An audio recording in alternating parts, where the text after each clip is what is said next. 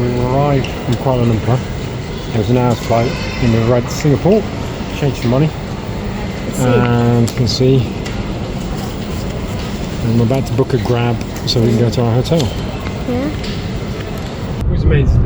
You get to the airport, you wait around, you get tired, you think, oh, I'm knackered, get on the plane, try not to fall asleep. As soon as you arrive in your next country, it's like, let's get this going. Let's see what we can see.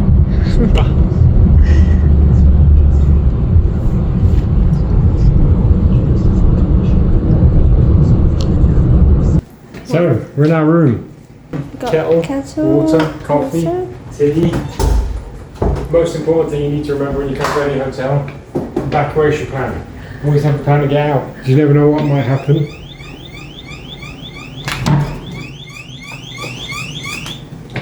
What? No? See? 5 seconds in a hotel, I've already broken it. How we going? So, we're at Parkview Hotel, an old school map as always. We are situated here, right now. Yeah. Our plan is to make our way up here Where is it? to the Sultan Mosque and the Malayan Heritage Centre. Yeah. Wing way back down here, go for a bimble, end up here by the theatres by the bay, have a look at the park, go down, have a look at any of these places that include like the Merlion Park and this light show and the flower dome and the super tree grove, which you can wander around at the bottom for free. Maybe another day we'll look at the top of it and we'll see. So our plan of action for today is to go up, down and around. Simple as that. If you're a foodie and want to go on a food journey, I recommend coming to the View Park Hotel, literally around the corner. Every type of food you possibly ever want on. You can leave Singapore 10 kilos heavy.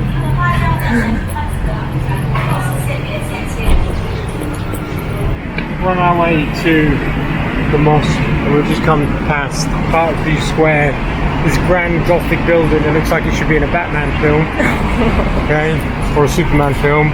It's quite impressive, imposing.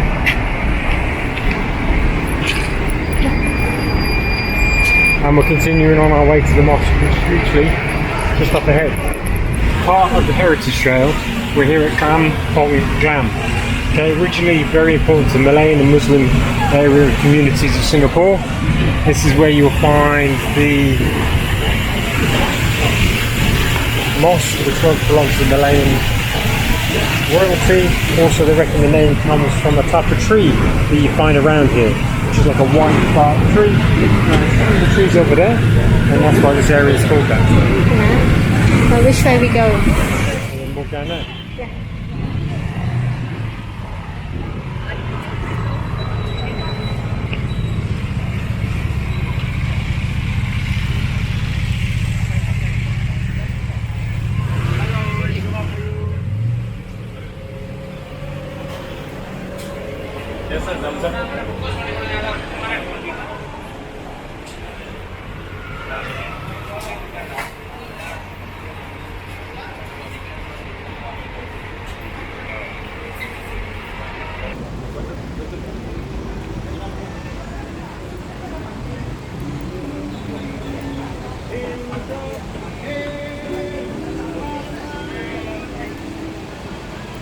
Cat Street, okay, named after the capital of Oman. This area was redeveloped in 2012 by Singapore and Oman. And we're going to have a wander down. Yeah. Have a look.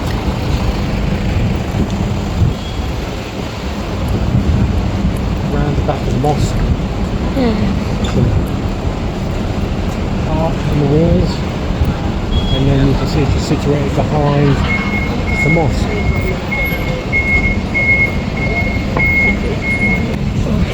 上面那个大球下面有一圈黑色的，看到了没有？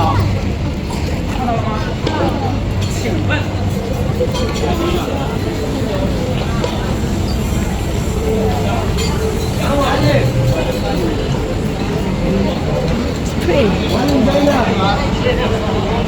Look, you've got a melting pot with so many different cultures in one little area, all coming together, getting on, living life, and loving life.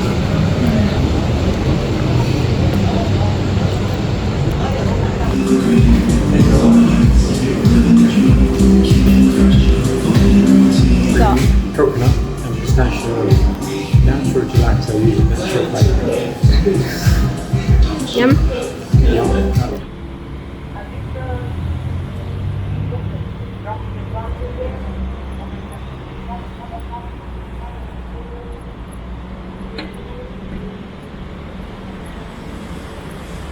that's the Fountain of Wealth. At night time it gets lit up, you can walk around it, you can have a look at it. Seeing I'm here, I wish everybody I know wealth, happiness, health and all the best. And all the people I meet in the future, I wish them wealth, happiness and all the best. So let's keep wandering and see what we can see. If you want to get to this, when you get here, there you have to go under into the mall and instead of trying to kill yourself running across the road.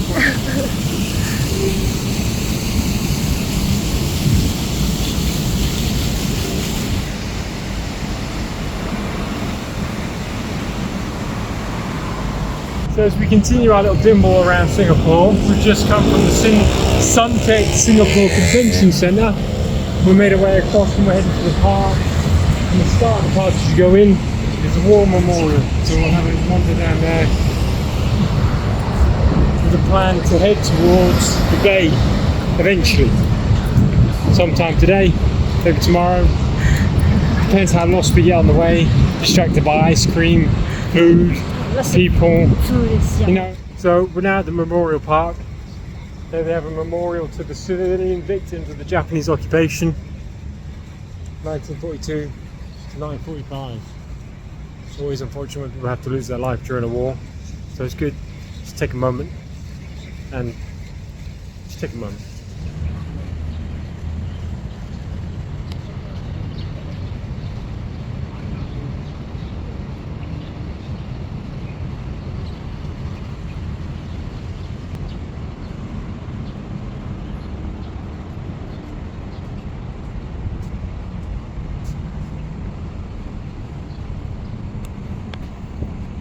So we came to this underground passage to cross the road and we found an impromptu dance studio. So why not use the space effectively? It's wide, it's open, it's cool. And people get some exercise and learn some cool moves. However, I have 2 left feet, so no dancing has happened today. Yes, it's a big space, isn't it? So, while I was distracted by all the amazing trees Singapore has, and I was wandering around aimlessly, we came across the National Gallery of Singapore. It's there and it's a church. And a church. So, Singapore. Quite nice. Actually, it's better than quite nice. I'm taken aback. My breath has been taken away by the rich variety and diversity of the place. From its architecture, to its people, to the food, what's going on outside, what's going on hidden inside underground with people dancing. On the way out the park, head towards the old industrial style bridge which we're going to cross.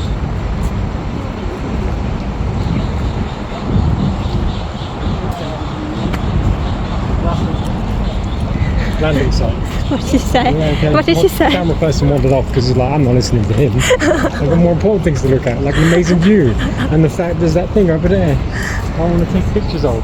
Stop talking. Why are you talking so much? Just appreciate the moment and shut up. Okay,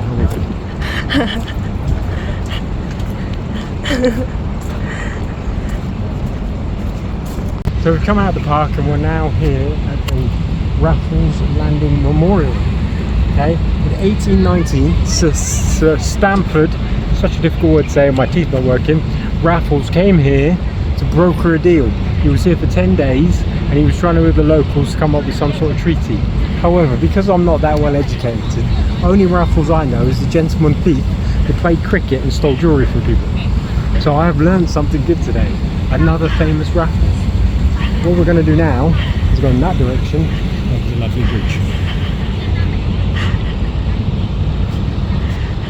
We're now at the Anderson Bridge, built and erected in 1909 by Sir John Anderson, Commander-in-Chief. Very old school, Victorian, cast iron, or raw iron, some sort of iron. We're going across this bridge, clearly very Victorian in design.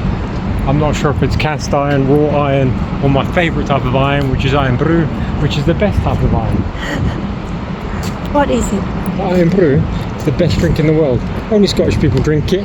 It's kind of this fizzy orange liquid that is made of gutless. Hence why it's called light and blue. Best drink in the world. Coming out from the park, across from Raffles, over the bridge, we're now at the One Fullerton, which gives you this majestic view.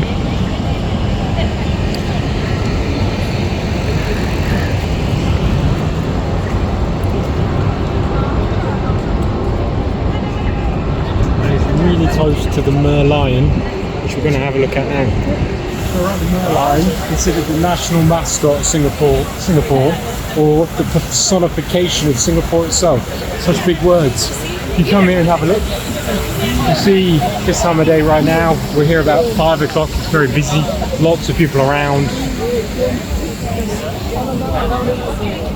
Well, we're having a wander still, trying to find the park, next to the park. I think we should move here, but somehow I need to win a couple of million, or maybe 10 million.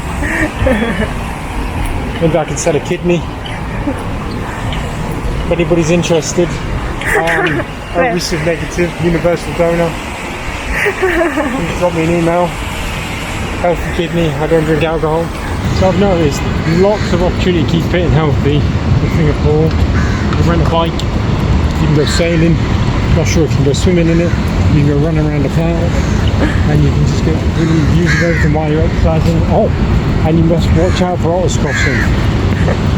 I have not seen an otter, but from now on, I'm looking for an otter. Yeah. So I'm skateboarding. No kickflip. Is? Yeah. Oh, already. Nice. Nice. See, as I was saying, lots of people keeping fit and active. Doesn't matter your age, your gender, just keep moving. Wandering along here to have a look at the MBS a little bit more. Okay. And then if we've got time, we'll wander over to the Flower Dome Cloud Forest and Super Tree Grove. Okay. Sounds like a 60s folk band. I know there's lots of big impressive things to see in Singapore, but I think these little things are little extra touches that people miss out on. Like we're on the way to look at the Cloud Forest, and there's this little oriental style park, rock garden, places to sit, be with nature, look at the wildlife, and just appreciate everything for that one moment, that moment of peace, when directly over there is a busy city, but here you can be anywhere.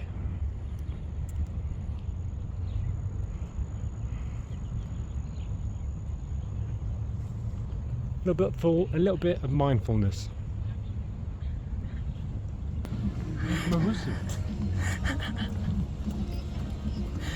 There's a giant white naked baby. It's huge. We're still on our way to the Super Tree Grove, which you can see over there.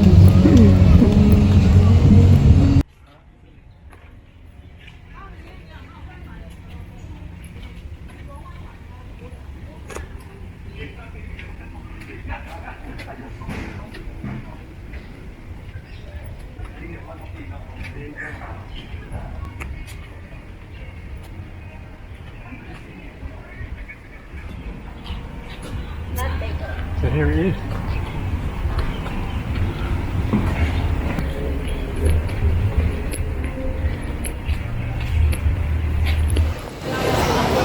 So we're now entering the Cloud Forest and the Avatar experience, but I've never seen Avatar, so I have no idea.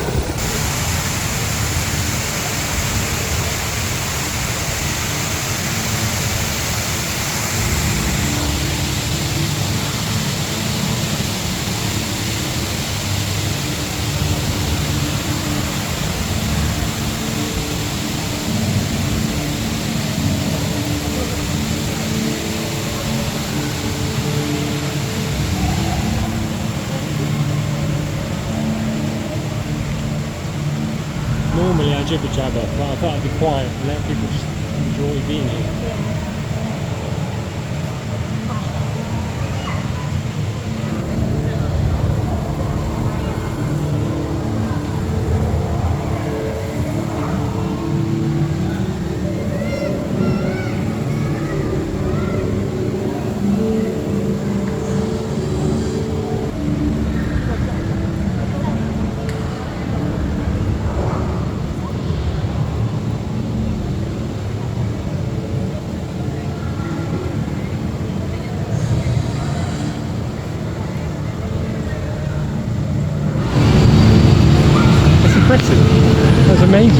like just engineering feel of it. They're building a massive dome, a walkway in the pan.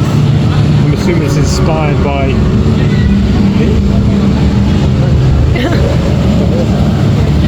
Machu Picchu. Maybe that's what it is. Maybe it's inspired by this and Machu Picchu.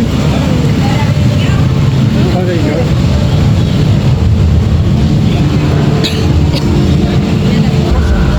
Inspired by Machu Picchu.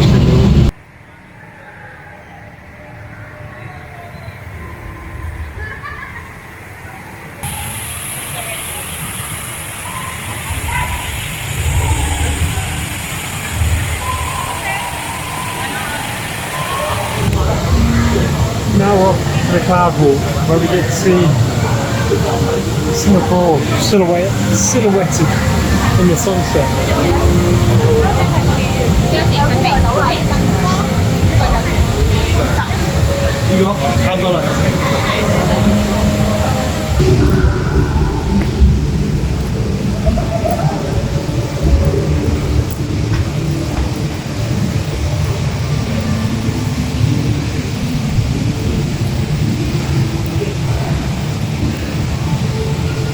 Definitely worth a visit. Some amazing structural engineering to appreciate if you're an engineer. Some amazing plants to enjoy if you're a gardener or a tree botanist. If you're into Avatar, it's probably good as well, but I can't comment on that. Cost us $106 in total, but that's more because it's Christmas and they have this Avatar experience going on. Not sure how much it costs normally. I did try and look on the website, but it wouldn't give me information. The added bonus as well, you get to see Singapore.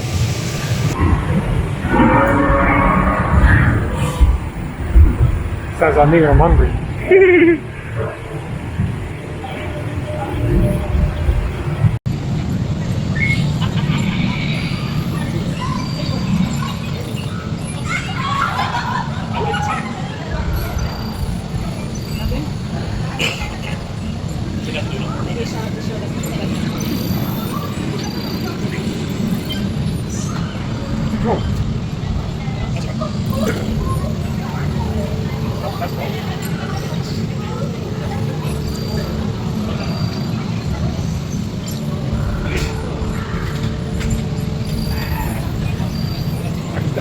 Welcome to the part of transition.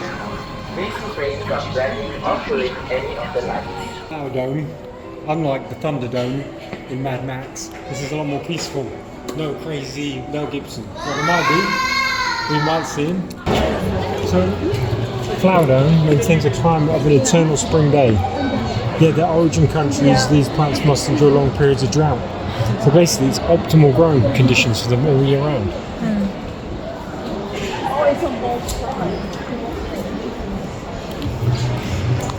So we're in the Cloud Dome. You may have guessed it's Christmas. I don't know what might give it away, but it answers the question why no one can find Santa at the North Pole. He actually lives in Singapore, and his workshop is in the Flower Dome.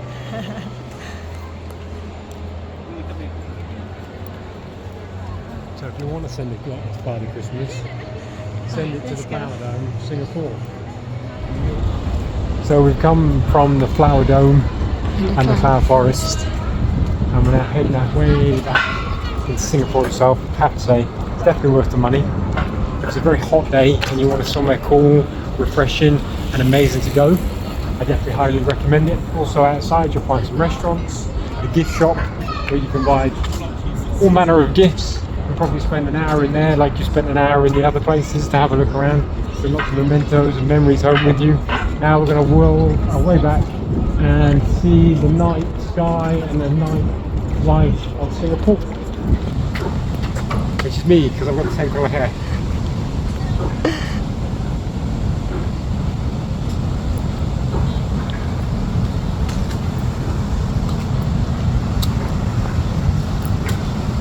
It's a really nice walk around the park though. Yeah.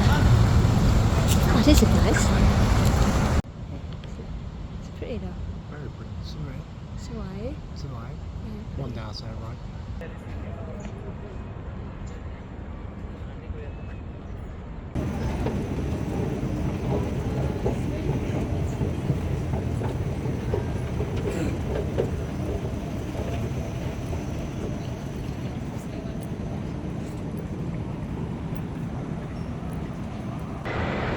shopping mall that has its very own gondolas.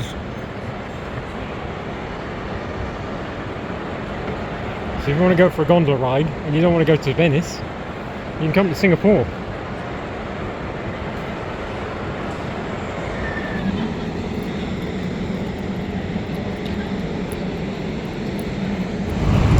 Come out from the Sky Dome and the forest and everything, and we're making our way back through Singapore, where you can see the night sky and the city lit up. Our plan is to see the laser show that starts in like 4 minutes.